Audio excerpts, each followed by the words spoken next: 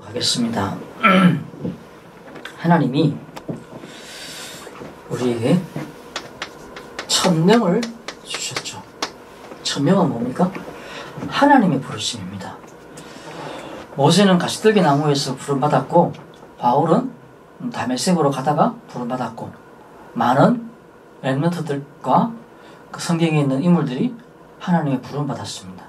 우리 역시 마찬가지로 하나님의 부르심을 받았습니다. 그 부르심이 뭐죠? 예수입니다.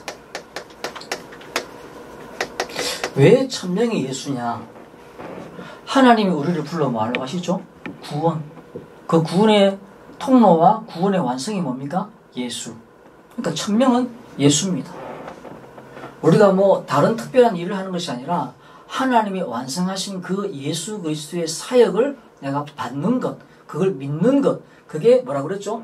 하나님의 일은 그의 보내신 자 예수 그리스도를 믿는 거다 그랬어요. 그 하나님의 일이 뭐냐? 천명이 뭐냐? 예수 그리스도를 믿는 거죠. 우리에게 영성이 회복되는 것이고, 이 매일매일 예배가 회복되는 것이고, 우리의 삶에서 기도와 찬양이 계속 회복되는 것이 뭐냐? 천명이에요. 대단한 게 아니고, 그걸 위해서 하나님이 우리를 부르셨습니다. 그게 뭐죠? 소명. 불렀다. 이 부르심은 중요한 게 뭐죠? 타이밍입니다. 오늘 불렀는데 내일 오면은 소용없잖아요. 선생님이 오늘 특수시키려고 방송으로 불렀습니다. 불렀는데 오늘 안 오고 내일 왔어요. 새끼야, 어제 불렀잖아요. 중요한 소명은 타이밍이에요. 하나님 30년 뒤에 봅시다. 아니에요. 지금. 그래서 타이밍이 중요한 것이죠. 그러면서 사명. 그거는 뭐냐? 전혀 딴 일을 시키는 것이 아니라 달란트죠. 하나님이 우리에게 주신, 내 인생에 주신 달란트가 있어요. 그것을 대단한 것이든 대단하지 않은 것이든, 우리가 막 노래를 잘 부르고 악기를 잘 다루고 막 그런 거 보면 막 대단해 보이잖아요. 근데 그런 거 말고 뭐 그것도 포함되겠죠. 근데 하나님은 모든 모양대로 하나님이 달란트를 주셨잖아요. 그게 하나님의 일과 연결되어질 때 이 달란트가 빛이 나요. 아무 쓸데기 없는 건 줄 알았는데, 그게 하나님 앞에 가니까 빛이 나더라는 겁니다. 그게 사명이에요. 그 사명에는 뭐죠? 현장이 보이는 거예요. 현장이. 아, 이런 현장에 이런 달란트가 필요한 거구나 보여지는 것이죠. 그러니까 하나님이 우리에게 재능을 주시고, 하나님이 우리에게 기회를 주신, 타이밍을 주신 기회, 그때 쓰여지는 것이죠. 오늘 아까 말씀드렸듯이 바울이 그 470명의 천부장이 대동한 그 군대들에 의해 갖고 그 밤에 밤 9시부터 시작해서 100km에 해당되는 거리를 이동을 했습니다. 숲길을 지날 때는 많은 그 창병들과 그 백부장 2명에 속성되는 200명이 함께 따라왔고, 그 숲길을 다 지나고 나서 로마가 깔아놓는 그 대로를 타고는 기병이 쭉 이동을 시켰습니다. 그렇게 해서 도착을 했어요. 어디에? 벨릭스 앞에 도착을 했는데, 도착을 해가 있으니까 이제 누가 오겠습니까? 바울을 놓쳤는 그 유대인들이 와야 되겠죠. 거기에 누가 따라왔느냐? 유능한 변호사 한 명이 따라왔습니다. 유명한 변호사 한 명이, 갑자기 그 이름이 생각이 안 납니다. 더둘로라는 사람이 따라왔어요. 따라왔는데 우리에게 주신 그 재능, 그 달란트, 그게 하나님이 써야 될 그 타이밍에 쓰여지지 못하면 낭비가 되는 겁니다. 재능 낭비.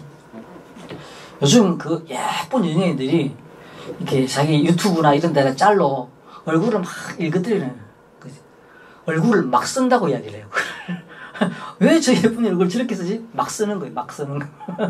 함부로 낭비하는 것이지. 이 재능이 지금 여기에 나오고 있는 이 변호사가 이 사람이 꽤 유명한, 그 자료에 의하면은 그 당대에 굉장히 유명한, 지금 우리로 말하면은 뭐 큰 대형 로펌에 아주 잘 나가는 변호사로 그런, 그러니까 이제 유대인들이 그런 사람 부른 것이죠. 이게 달란트 낭비가 되는 겁니다.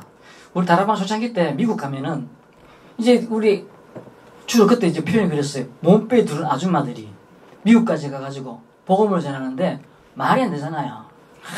그때 이제 미국 가서 느끼는 거죠. 공부 좀 할 걸, 영어 좀 해놓을 걸. 돌아오면 이제 또 돌아갑니다. 이제 아무 생각 없습니다만 그 미국 땅에 있을 동안에는 영어 좀 할 걸. 근데 하고 막 간절한 마음을 가지고 이제 다니는데 그 흑인이 우리가 생각할 때 별거 아니라 생각하는 그 흑인들이 영어를 잘하는 거야. 그걸 보면서 뭐 하냐면 우리 권사님들이 영어가 아깝다. 영어가 아깝다는 거예요. 막 쓰레기통 앞에 뒤지고 있으면서 막 엉뚱한 짓 하고 막 이상한 짓 하면서 막 있는데 막 그 사람들이 영어를 잘한다면 영어가 아깝다. 우리가 볼 때 영어가 아까운 거예요. 지금 이제 한류가 막 퍼지니까 한국말 이거 배우려고 한 사람들이 전 세계에 이제 막 늘어나죠. 그리고 이 K-팝을 갖다가 자기 한국말로 듣고 싶어서 막 배우는 사람들이 생겼어요. 우리도 쓰는 이 말이 그 사람들이 볼 때 아까운 것이. 아까운 것이. 하나님이 보시기에 아까운 것들이 있다라는 거예요. 내가 니한테 줬는데. 그렇죠? 그래서 자세히 배경을 조금 더 설명을 하면은 470명이 호성에서 왔는데 이제 그게 이제 벨릭스라는 총독이 해가지고 이제 보호되고 있는 것이죠. 그러니까 5일 뒤에 오늘 1절에 보면은 5일 후에라고 됐어요. 뭐 들킨 게 5일이 아니고 5일 들킨 게 5일이 아니라 그 다음날 바로 알았겠죠. 이제 뭐 요청하러 갔는데 없대. 뭐야? 어떻게 됐는데? 어젯밤에 떠났어. 그래? 이래 됐겠죠. 그러니까 이 더둘로라는 변호사를 대동하기 위해서 아마 5일 그랬던 것 같아요. 이제 그 섭외하고 계약서 쓰고 이래가지고 이제 같이 이동을 하고 하는데 5일 뒤에 이 사람들이 나타난 겁니다. 그래서 변호사가 여기 이제 보니까 1절에 보면은 더둘로 한 변호사 더둘로와 함께 내려와서 총독 앞에서 바울을 고발하니라. 이제 바울을 이제 불러서 이제 이야기하는 거예요. 중요한 건 뭐죠? 얼마나 대단한 은사가 있냐라는 것보다 얼마나 대단한 재능이 있고 얼마나 대단한 달란트가 있느냐라는 것보다 그게 어디에 쓰이느냐 이게 정말로 중요한 것이죠. 너 그 좋은 머리를 가지고 왜 그런 데 쓰냐? 왜 그렇게 잘생긴 얼굴 가지고 그런 짓 하고 있냐? 너 그 큰 키 가지고 남자들이 다 쳐다보고 여자들 다 쳐다보는 그거 가지고 왜 그런 짓 하고 있냐? 그런 말 하잖아요. 얼마 전에 어느 술집에 윤 대통령도 오고 법무부 장관도 오고 막 그래가지고 막 로펌 변호사들이 한 30명 모여가지고 막 같이 술판 벌어졌다라고 했는데 그걸 갖다가 어느 첼로 리스트가 자기 그 애인한테 이제 비슷하게 막 하는 그런 내용으로 전화를 했는데 그게 이제 막 올라갔고 온 국민이 다 알게 됐잖아요. 그 첼리스트가 꽤 좋은 대학을 나왔대요. 근데 왜 그 사람이 그거 앉아갖고 그 술집에 앉아가지고 술 먹는 사람들한테 그걸 하고 있는지. 쟤는 낭비죠. 꽤 괜찮은 대학을 나갔어요. 꽤 괜찮은 공부를 했는데 그러고 있다는 것이죠. 그러면서 그걸 가지고 뭐하고 있죠? 아첨, 아부 이거 하는데 쓰고 있다는 겁니다. 효자와 중시는 아첨하지 않는다라는 말이 있습니다. 아첨 왜 합니까? 아부 왜 합니까? 법대로 하고 원칙대로 하고 사실대로 하면은 안 되니까 이 사람의 마음을 어떻게든지 바꿔가지고 내가 원하는 방향으로 꼬시기 위해서 하는 것이죠. 거기를 가기 위해서 아부하고 아첨하는 겁니다. 아부라는 말 자체가, 아첨하는 말 자체가 그런 거예요. 잠언 29장 5절에 보면요, 이웃에게 아첨하는 자는 그의 발 앞에 거물 치는 것 같다. 잠언서 29장에. 또 잠언서 28장 23절에 보면요, 이웃을 경책하는 자는 혀로 아첨하는 자보다 시간이 지나면 더 대접받는다. 경책하는 자, 아첨하는 자. 아첨 왜 합니까? 여러 가지 이유가 있지만은 내 유익을 위해서 상대방을 틀린 말로 꼬시는 것이죠. 뭐라고 아첨했냐? 이 도돌로라는 변호사가 이 벨릭스 앞에 서가지고 뭐라고 했냐? 당신을 힘입어 우리가 태평을 누렸다. 그리고 두 번째는 뭐라고 그랬냐면요, 선견으로 여러 가지 좋은 일들이 개선됐다. 당신이 우리를 통치를 하면서, 총독 당신이 우리를 통치하면서 여러 많은 게 있죠. 3절에 나와 있습니다. 벨릭스 각하여 우리가 당신을 힘입어 태평을 누리고. 한번 볼까요? 3절에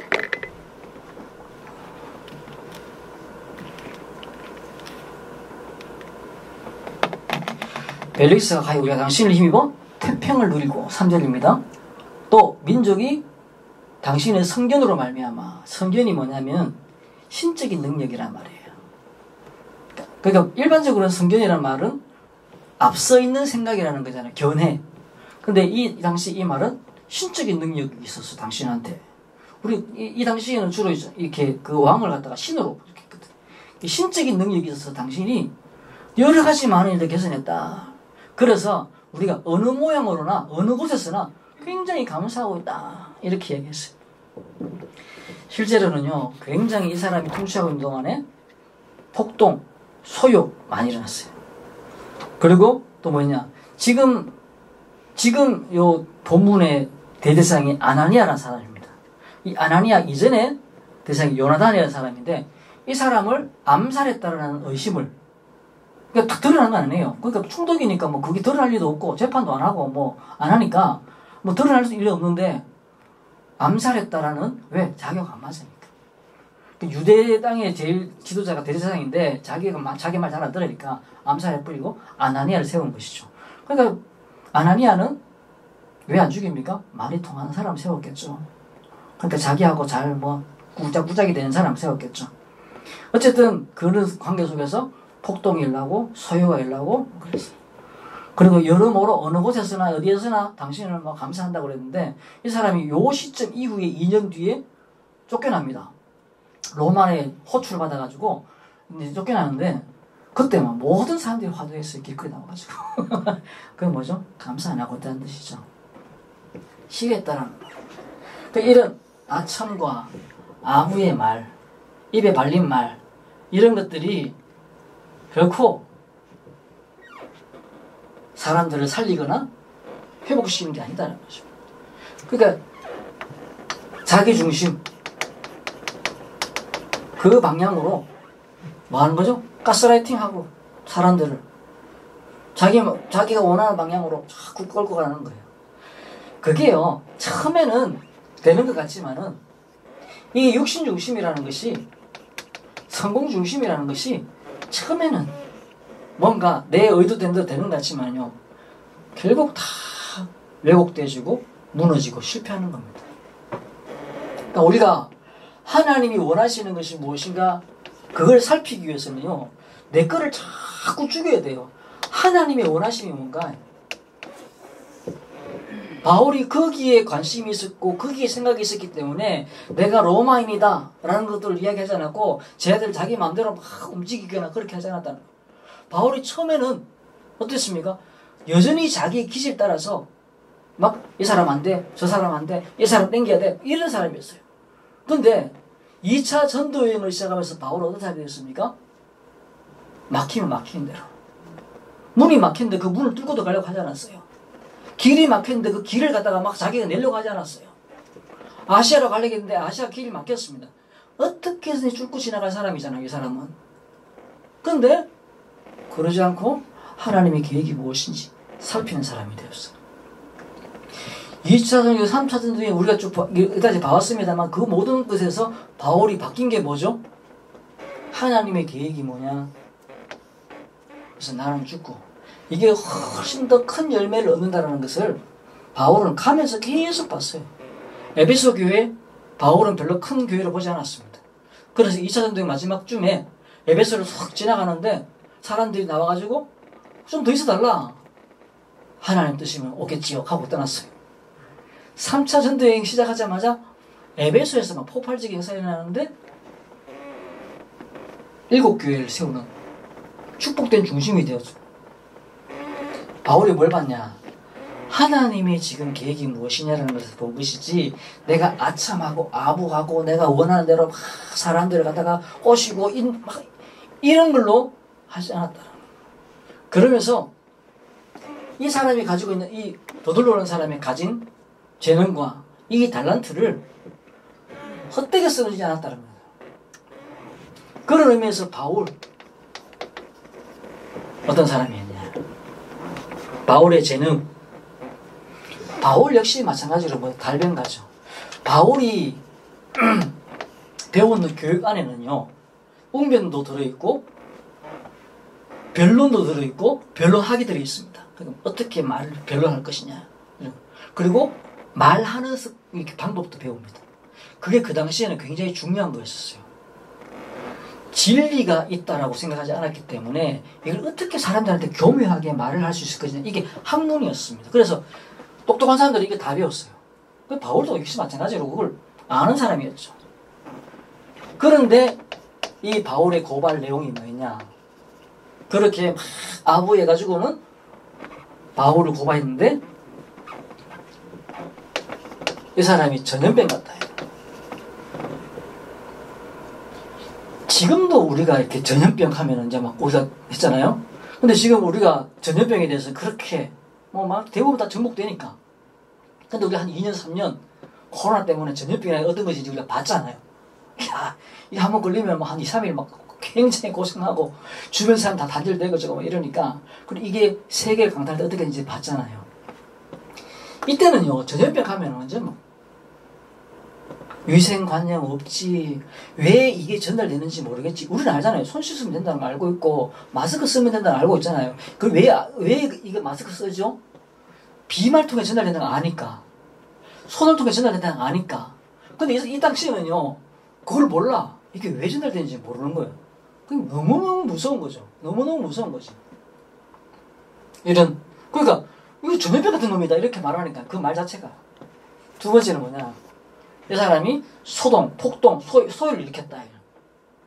소유죄. 그리고 세 번째는 뭐가 되냐.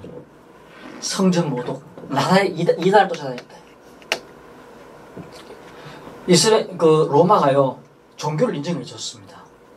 각 나라, 정복을 하면서 그 나라의 종교가 있잖아요. 종교 다 없애는 것이 아니라 인정을 해줬어요. 대신에 이단이나 사이비는 그래서 이단, 나사렛 예수라는 이단을 쫓아다녔다. 그리고 마지막에 뭐냐면은 성전 모독. 이거는 뭐 로마인한테는 별로 중요한 건 아니에요. 근데 우리의 성전을 모독했다. 이래가지고 4개는 고발을. 여기에 대해서 바울이 어떤 다른 특별한 말로, 간교한 말로 하는 것이 아니라 그는 진실함으로 나가요. 내가 예루살렘에 온 지 12일 됐다. 그리고 여기 잡혀온 지도 5일 됐다. 그럼 내가 예루살렘에 있은 것은 7일밖에 안 된다. 그 사이에 내가 누구를 만나가고 선동할 수 있었겠냐. 7일 동안 내가 뭐 할 수 있었겠냐. 그리고 그 7일 동안 내가 누구를 만났다라고 누구 만났다고 증거대라. 그런 것도 없지 않냐. 그냥 막 폭동 일으켰다고 말을 하는데 내가 두들겨 맞았다. 내가. 바울이 지금 변론하고 있는 내용이 그래요. 내가 두들겨 맞았고 내가 그 7일 된 동안에 내가 누구를 만나가 어떻게 선동하겠냐 라는 것을 가지고 이야기를 해요. 그리고 두 번째는요, 이단 예수 만드는 게 기회인 거죠. 바울에게는 뭐 하죠? 예수님 증거하는 타이밍을 딱 만들어 버리는 거예요. 내가 이런 부활하신 예수를 내가 만났고 그 예수를 우리 조상이 섬기는 그 신학대로 그 율법대로 내가 열심히 섬겼다. 그게 어떻게 이단이냐. 그러면서 예수님의 설명을 막 하는 거예요. 그리고 마지막에는 구체적인 내가 성전 모독했다 그러는데 사실로 말하면 베드로 내가 와가지고 헌금 돈 싸가 와가지고 내가 이런 말 하기 싫지만은 돈 싸가 와가지고 내가 예루살렘에 있는 교회에 돕기 위해서 왔는데 뭐 결례를 행한 사람이 있다 그래가지고 내가 그 사람 데리고 성전에 갔다. 그것밖에 없다. 그거 말고 딴 게 뭐 있냐. 그걸 갖다가요 다 드로비모라는 사람을 내가 데리고 가가지고 들었죠. 그때 돈이 없어가지고 그 사람이 염소를 잡을 수 없어가지고 바울 대신 염소 잡아가지고 거기 결례를 행해주고 그 얘기밖에 없다. 내가 그거 하다가 잡혀왔다 지금. 그렇잖아요. 사실은 베드로가 시킨 그 일을 하려고 가다가 잡혀왔는 거예요. 사실 바울의 입장에서는 굉장히 기분 나쁘잖아요. 내가 지금 1차, 2차, 3차 전도 여행을 하면서 했던 그 일과 내가 지금 가려고 하는 그 로마의 길이 어떤 길인지 쭉 설명하고 있는데 그거는 no comment. 그게 뭐 어쨌다고. 그래서 뭐 이런 반응이에요. 넌 잘났다 뭐 이런 거예요. 분위기 쌀쌀한 거죠. 그러면서 하는 얘기가 네 소문이 별로 안 좋더라. 이방인 데리고 성전 들어갔다 가는 소문도 나고 네가 지금 뭐 율법을 어기도 된다고 하는 이야기를 소문났다.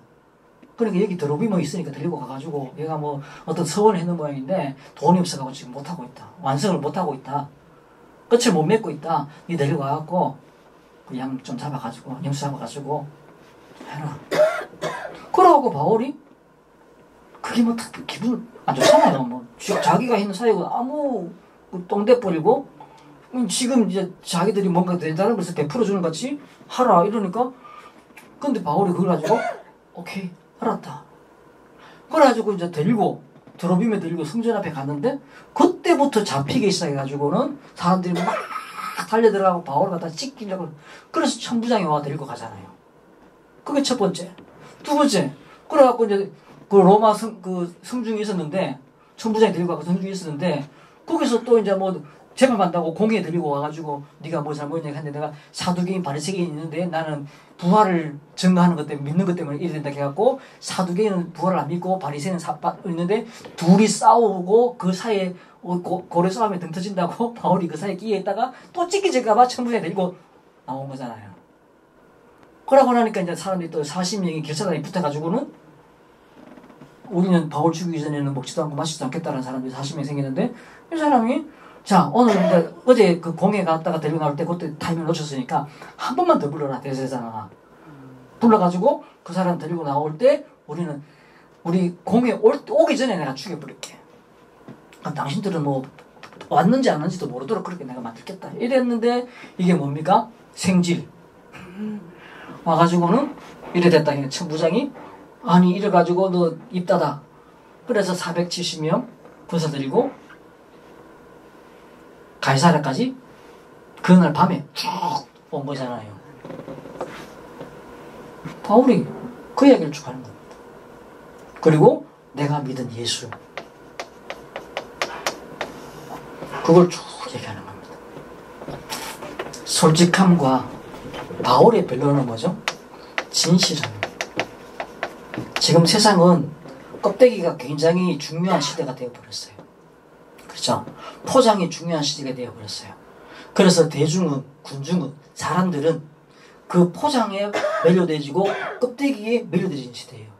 그런데 또 한쪽에서는요, 그 껍데기에 매료되어 있다가 그 속에 있는 사람들이 너무 이상하니까 실망하고 낙심하고 진짜가 뭐냐? 라는 것에 대해서 관심 가지기 시작했더라. 항상 그래요. 그래서 바울은 그 진실함을 알고 있어요.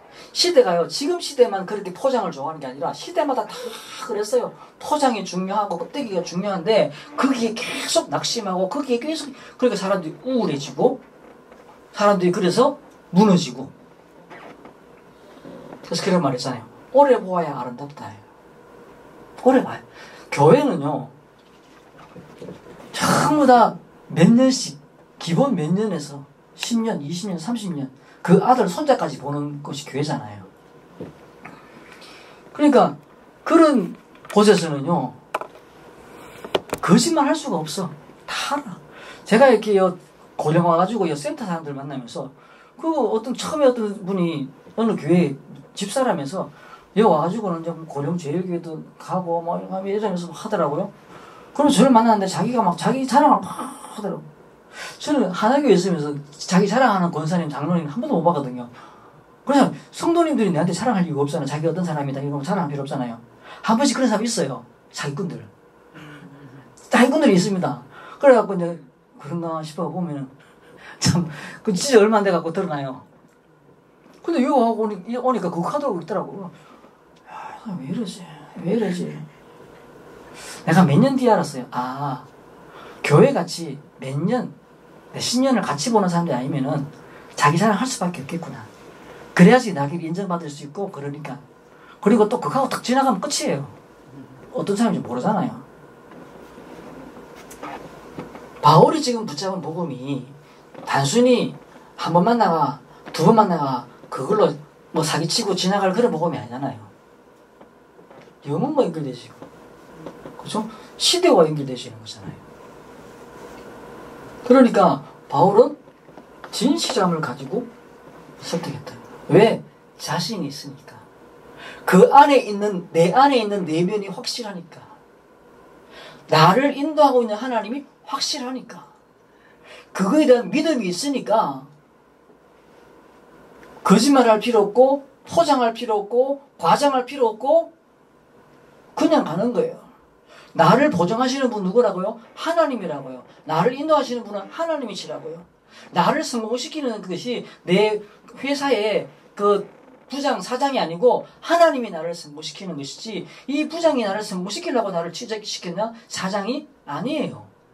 내 일 시켜 먹으려고 나를 불렀지 나 성공시키려고 부른 사람 아무도 없어요. 시장에서 만나는 누구를 만나든 길거리에서 누구를 만나든 우리 어떤 사람을 만나든 나를 성공시키려고 나를 데리고 가는 사람 아무도 없어요. 뭐 하는 게 데려갑니까? 이용하려고, 써먹으려고, 활용하기 위해서 그러는 거 있잖아요. 우리는 기본 자세가 뭡니까? 도우려고, 살리려고. 이 말 자체가 없는 세상에 살고 있잖아요. 바울이 지금 뭐 어떤 대사를 되고 있습니까? 내가 내 묶인 거 빼고 다 당신 내같이 됐으면 좋겠다라는 자세를 가지고 나갔어요. 그리고 바울 스스로 내 안에 있는 이 질그릇에 가진 이 보배가 얼마나 대단한 것인가에 대한 바울 확신을 가지고 있었어요. 거짓말할 필요 없고 과장할 필요 없고 헛말할 필요 없다라는 것이죠. 그러니까 바울은 그렇게 되었어요. 그러니까 이 사람이 이 벨릭스가 두들로라는 사람의 병호 그거는 됐고 바울의 말을 듣고는 감옥에 넣어. 대신 지금 얘를 갖다가 자기한테 보내는 그 천부장 있잖아요. 그 사람이 올 거니까 그때까지 넣어놔. 대신에 이 사람의 자유를 구속하지 마. 바울은요 죽을 때까지 감옥에 있지만 자유가 구속되지 않아요. 그래서 이 사람도 오늘 그렇게 이야기합니다. 친구들이 이 바울을 돌보는 것을 금하지 마. 그냥 놔둬. 그러니까 죽어지는 이렇게 속박이 되지만 그러니까 뭐죠? 가택 구금이라 그럽니까? 그런 거잖아요. 그래서 친구들이 얼마든지 그래서 바울이 나가면 어떻게 되죠? 40명이 가만히 있겠습니까? 40명 다놈이 가만히 있겠습니까? 그럼 바울은 지금 딱 보호받고 있는 거예요. 근데 보호받는데 자기 제자들을 얼마든지 부를 수가 있어. 소위 말해서 이사야 말하는 친구는 뭐죠? 바울의 제자죠. 예수님의 제자죠. 그 제자들이 얼마든지 와서 바울을 돕고 바울을 돕는다라는 것은 그 사람이 볼 때 바울을 돕는 거지만 바울은 이 사람들의 메시지를 계속 줘서 보내는 거죠. 그렇게 해서 바울은 죽을 때까지 계속 그런 식의 형태의 사역을 계속 되십니다. 왜 그렇습니까? 진실함이 아니라 바울 속에 있는 복음의 확신인 것이죠. 이것이 그 바울을 움직입니다. 그래서 쉬라고 할 때요 쉬어야 됩니다. 그렇죠? 바울이 지금 하나님이 볼 때 딱 묵관하는 거예요. 당장 볼 때는 바울이 그 며칠 전까지 진짜 며칠 전이잖아요. 예루살렘 입성하고 지금 12일째라고 그러는데 며칠 전까지만 해도 자기는 자유로 왔는데 갑자기 예루살렘 들어오자마자 예언한 대로 붙잡히고 두들겨 맞고 막 그런 상황 속에 막 몰려가지고 여기까지 왔는데 지금 내가 감옥에 갇혔단 말이에요. 억울하잖아요. 이상하잖아요. 하나님 왜 이렇습니까? 감옥 갇혀있는 것이 지금 우리가 보니까 이렇게 해석하니까 그렇지 당사자가 되어주면 그게 즐겁겠어요? 그런데 하나님이 쉬라고 묶어놓은 것이죠. 그러면 쉬면 되는 겁니다. 어느 회장님이 크리스찬 회장인데 이분이 사업을 크게 우리나라에서 좀 유명한 우리나라에서 볼 때 큰 유명한 근데 그분이 장로님이에요. 근데 그분이 뭐 좀 잘못했는 모양이에요. 감옥에 처음부터 딴 사람들은 억울한데 감옥 가 있으면 억울해요. 다 억울하다고.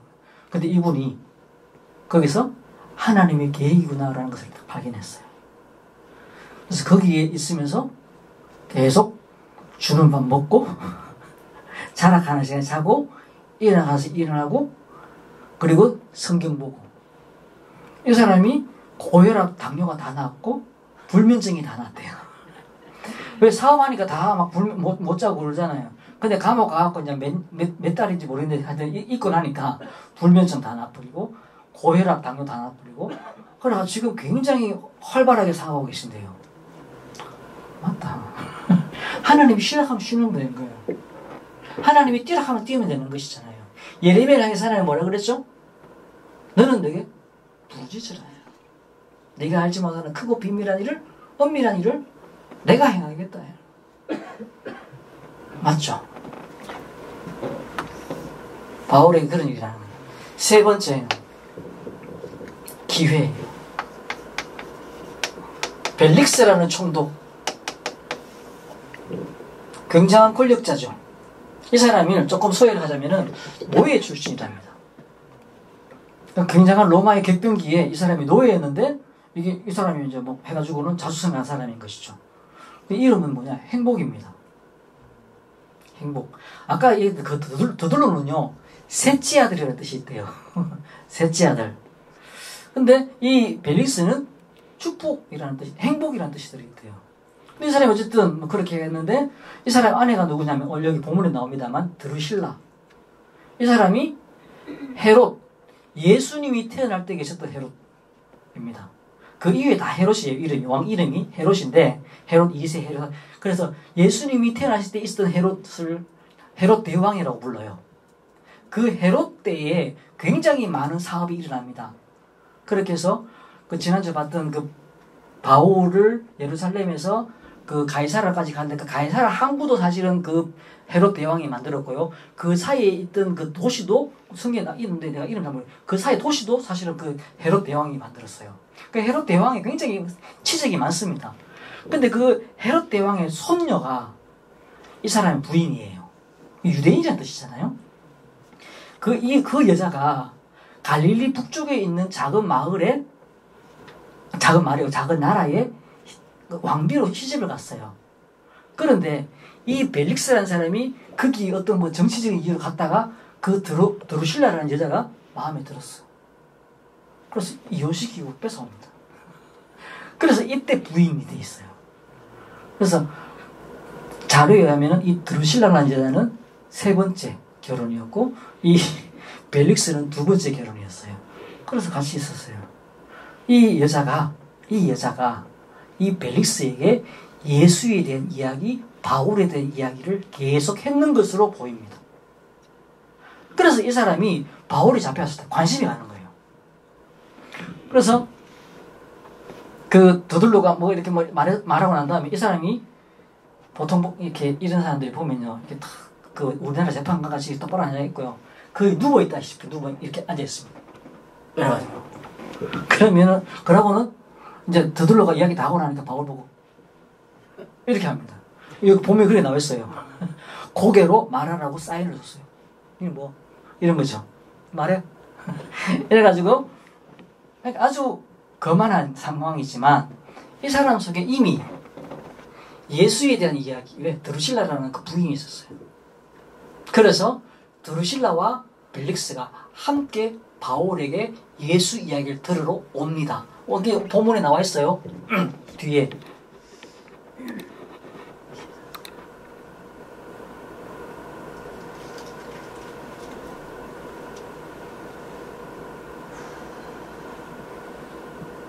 음, 24절입니다.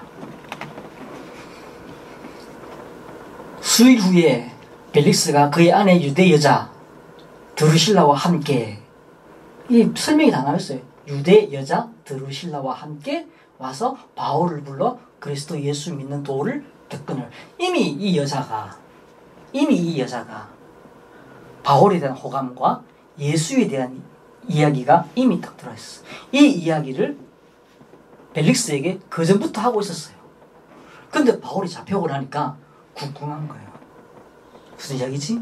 그래서 불러가뒀는데 25절에 바울이 의와 절제와 장차오는 심판에 대한 이야기를 했어요. 바울이 그래서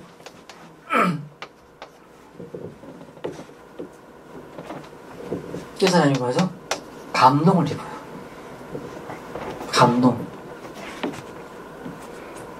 감동을 입습니다. 강론하니 벨릭스가 두려워하여 뒤에는 의와 절제와 심판에 대해, 그러니까 두려움, 무서운 거죠. 이 시대 사람들이요 굉장히 이런 이야기에 대해서 두려움을 많이 느끼고 무서움을 많이 느꼈던 것 같아요. 그런데 뭐죠? 이 사람은 돈에 관심이 돼 있어요.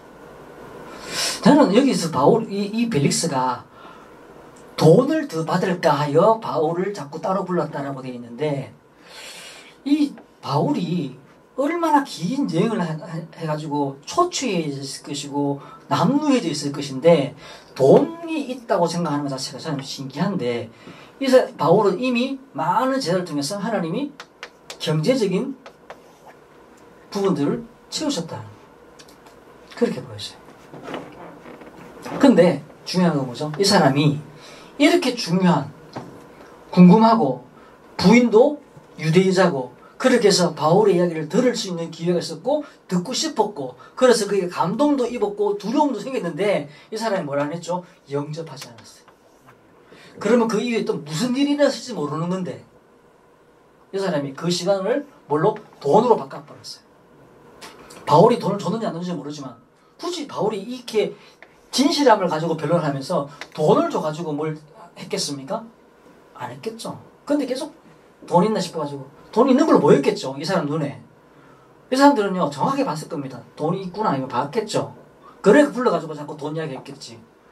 돈 없는 거지가 있는데 이 사람은 돈, 적어도 내가 총독인데 뭐 몇만 원 받으려고 이야기를 했어요? 이번에 쌍방울 회장이 북한에다가 얼마 보냈다고? 뭐만 돈을 보냈는데 그 정도는 보내야지 뭐가 이야기 되지. 뭐 몇백만 원, 몇천만 원 보내가지고 김정은이 눈을 돌리겠어요? 몇백을 보낸 거지. 100억을 보낸 거죠. 그 정도는 보내야지 말이 되지. 이 벨릭스가 바울에게 돈을 어느 정도 생각을 하고 돈 때문에 만났겠어요? 아마 바울 뒤에 경제적 배경이 어마어마하다는 것을 이 사람이 봤겠죠. 돈이 많구나. 바울이 실제로 예루살렘에 올라올 때도요 돈 가지고 올라왔어요. 예루살렘에 헌금하려고. 그런데 이 사람이 이 기회를 놓친 것이죠. 그래서 아까 얘기했잖아요. 2년 뒤 이 사람이 쫓겨납니다. 그리고는 예루살렘의 사람들은 전부 다 환호합니다. 이 사람이 그 쫓겨난 이후에 부인과 함께 요양차 어디를 가냐면은 폼페이로 갑니다. 근데 그 폼페이에 화산이 터져가지고 죽습니다. 참 절묘한 타이밍에 가가 앉아 있는 거죠. 그래서 거기서 이 사람이 죽어요. 2년 전에 복음받았다면, 2년 전에 바울과 함께 동역했다면, 2년 전에 하나님으로부터 오는 이 감동과 하나님으로부터 오는 이 두려움에 내가 반응했더라면 그러지 않았을 건데 이 사람이 쫓겨나는 상황이 되어버렸고, 쫓겨나는 것도 비참하잖아요. 총독이었는데. 그리고는 뭐 재판도 했는데 기소유예 이런 거 나와가지고는 이 사람이 부인하고 폼페이, 그 휴양지니까 그거 이제 가 있다가 화산 터지는 바람에 거기서 자료가 그렇게 남아있어요. 죽었다는 기회. 이 사람이 가지고 있는 그 천명과 소명과 타이밍이죠. 그 사명이 딱딱딱 있는 건데, 더들로라는 사람의 변호사와 이 벨릭스라는 총독이 가지고 있는 이 두 가지의 재능과 기회와 권력은 충분히 이 다음에 중요한 사역의 도구로 쓸 수 있는 부분인데, 요셉이 노예로 잡혀갔잖아요. 거기에 누가 있습니까? 누가 있지? 갑자기 생각이 바울이 요셉이 누구한테 팔려갔습니까? 예? 보디발 생각이 나는 거예요. 치매인가? 보디발, 이 사람은요, 요셉을 완전 보호합니다. 완전 보호하는 거예요. 뭐라고 되어 있죠? 39장에 하나님이 그와 함께하며 그를 형통케 하심을 보고, 그 앞에는 하나님이 그와 함께하며 그를 형통케 하셨더라 하게 했어요. 근데 그거를 봤어요.